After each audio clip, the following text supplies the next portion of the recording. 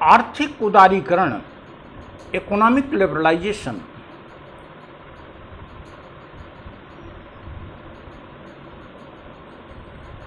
या ग्लोबलाइजेशन या प्राइवेटाइजेशन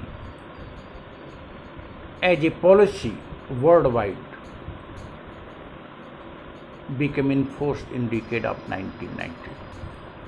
लेकिन इसकी आधारशिला 1980 के दशक के उत्तरार्ध में रखी जाने लगी थी। गेट की 8वें राउंड की जो उरुग्वे की वार्ता थी, वहीं से विश्व व्यापार में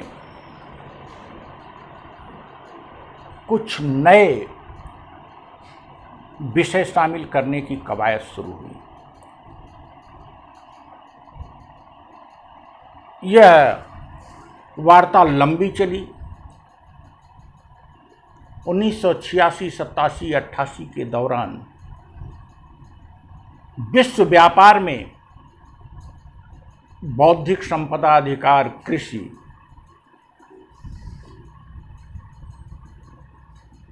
निवेश जैसे सेवाओं जैसे मामलों को शामिल करने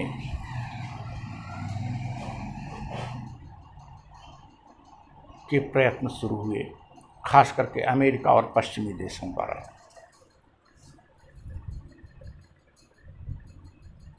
विकासशील देश और विकसित देश, खास करके इंटेलेक्चुअल प्रॉपर्टी राइट एवं कृषि के मामले में दो खेमों में बटे नजर आए। विकासशील देशों की कुछ आपत्तियां निवेश और सेवाओं के मामले में भी थी, लेकिन इंटेलेक्चुअल प्रॉपर्टी राइट, बौद्धिक संपदा अधिकार और कृषि के मामले में विशेष करके थे। विकासशील देशों को भय था कि इससे उनका शोषण होगा और उनकी अर्थव्यवस्था को गहरी चोट लगेगी। जो प्रस्ताव आ रहा था पश्चिमी देशों के प्रयत्न से, उसमें था बौद्धिक संपदा अधिकार में कि प्रोडक्ट को ही पेटेंट करने के कानून बनाए जाएं सभी देशों को। विकासशील देश कहते थे नहीं, हम प्रक्रिया को तो पेटेंट करने का कानून हमारे पास है ऑलरेडी, प्रोडक्ट को पेटेंट करने का कानून नहीं बनना चाहिए। इसी प्रकार से कृषि में बीज, फर्टिलाइजर इत्यादि को लेकर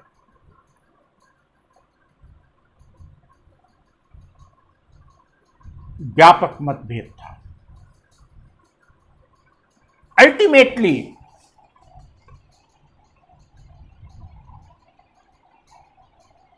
गेट के तत्कालीन महानिदेशक आर्थर डंकल ने एक प्रस्ताव बनाया।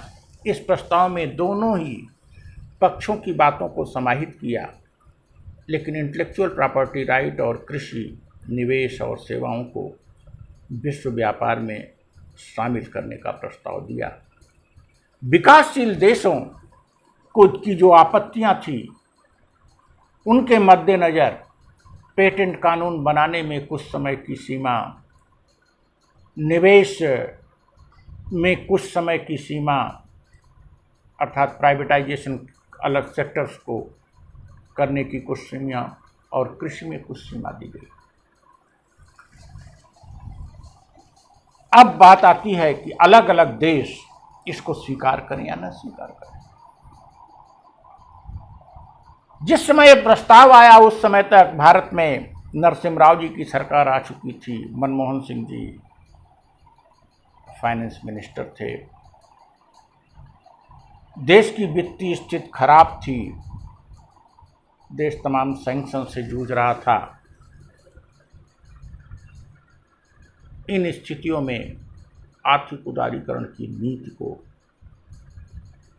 भारत ने स्वीकार किया और इकोनॉमिक रिफॉर्म के नाम पर देश आगे बढ़ा।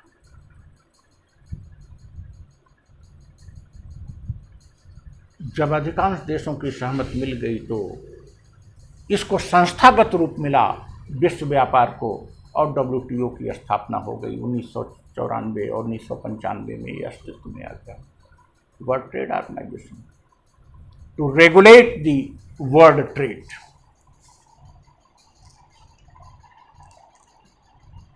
भारत में की जो आपत्ति थी कृषि के संदर्भ में, इंटेलेक्चुअल प्रॉपर्टी राइट के संदर्भ में, निवेश के संदर्भ में,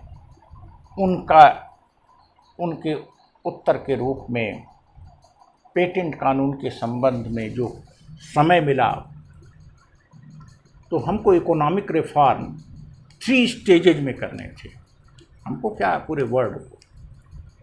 और उस इकोनॉमिक रिफॉर्म के मद्देनज़र हमारे लिए आवश्यक नहीं रहा कि हम तुरंत पेटेंट कानून बनावें या तुरंत सभी क्षेत्रों को प्राइवेट सेक्टर के निवेश के लिए खोल दें। शुरुआती दौर में नरसिम्हा मनमोहन सिंह ने इस मॉडल को अपनाया, आर्थिक उदारीकरण की नीति को, प्राइवेटाइजेशन की प्रक्रिया शुरू हुई, इन्वेस्टमेंट आकर्षित किए जाने लगे और देश की अर्थव्यवस्था को जो एक भय था संभावित खतरे का, उस खतरे से हम उबर गए और हमें लगा कि इकोनॉमिक रिफॉर्म भारत और चीन जैसे देशों के लिए पक्ष में है, न कि विपक्ष में। दोनों देश जिनकी ज़्यादा आपत्तियां थी, दोनों ही देश तेजी से अपनी अर्थव्यवस्था को आगे बढ़ाने लगे। हम विश्व व्यापार संगठन और डंकेल प्रस्ताव में जो सहमति बनी थी, उसके मद्देनज़र चरण वाइज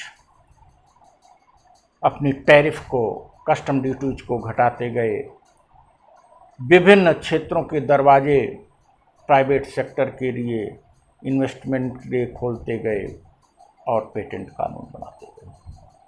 अटल बिहारी वाजपेयी की सरकार में तो निवेश का एक विभाग ही खोल दिया गया, एक मंत्रालय ही खोल दिया गया। यद्यपि निवेश उस सीमा तक हम आकर्षित नहीं कर सके। नरसिम्हा की सरकार, वाजपेयी जी की सरकार और फिर मनमोहन सिंह जी की सरकार में ये इकोनॉमिक रिफॉर्म जारी रहा और आज भी नरेंद्र मोदी जी की सरकार में यह इकोनॉमिक रिफॉर्म, आर्थिक सुधार उसी रूप में जारी है। इसको लागू हुए और इसको भारत द्वारा अपनाए हुए 3 दशक लगभग बीत चुके हैं। इन स्थितियों में समीक्षा अपेक्षित है। As far as policy of economic liberalisation is concern, उस पॉलिसी के कारण देश की क्षति नहीं हुई, यह बात सही है। लेकिन इस पॉलिसी के तहत हम अलग अलग समयों में भिन्न गति से आगे बढ़े, यह समीक्षा का प्रश्न है। और इस पॉलिसी को अपनाने के बाद आर्थिक प्रगति में जो हमारी क्या बाधाएं हैं, उन बाधाओं को अब सरकार को दूर करना है। इकोनॉमिक रिफॉर्म से पीछे हटने का समय नहीं है। और इकोनॉमिक रिफॉर्म से हम पीछे तब हटते जब इसमें शुरुआती दौर में ही हमको धक्का लगता। लेकिन इकोनॉमिक रिफॉर्म से हम पूरी तरह से कदम मिला के आगे बढ़े और बढ़ते ही जा रहे हैं।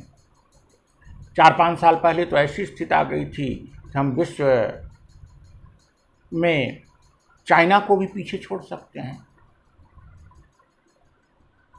फिर भी economic reform is continue, should be continue, लेकिन गुड गवर्नेंस द्वारा इकोनॉमिक रिफॉर्म का लाभ जन सामान्य तक पहुंचना चाहिए। गुड गवर्नेंस द्वारा इकोनॉमिक रिफॉर्म से देश की आर्थिक स्थिति को मजबूत बनाना होगा। बेरोजगारी दूर करनी होगी इसी इकोनॉमिक रिफॉर्म से, जीडीपी बढ़ानी होगी, लोगों का जीवन स्तर बढ़ाना होगा। इस दिशा में सोचने की आवश्यकता है, न कि इकोनॉमिक रिफॉर्म में लटके रहने की आवश्यकता है। इकोनॉमिक रिफॉर्म भारतीय परिप्रेक्ष्य में आगे बढ़ाने की आवश्यकता है, और जो 2-3-4 साल में एक स्टैग्नेशन आना शुरू हुआ है हमारे आर्थिक विकास में, उसके कारण इकोनॉमिक रिफॉर्म की पॉलिसी नहीं रही, बल्कि हमारी आंतरिक पॉलिसी रही, जैसे डिमोनेटाइजेशन।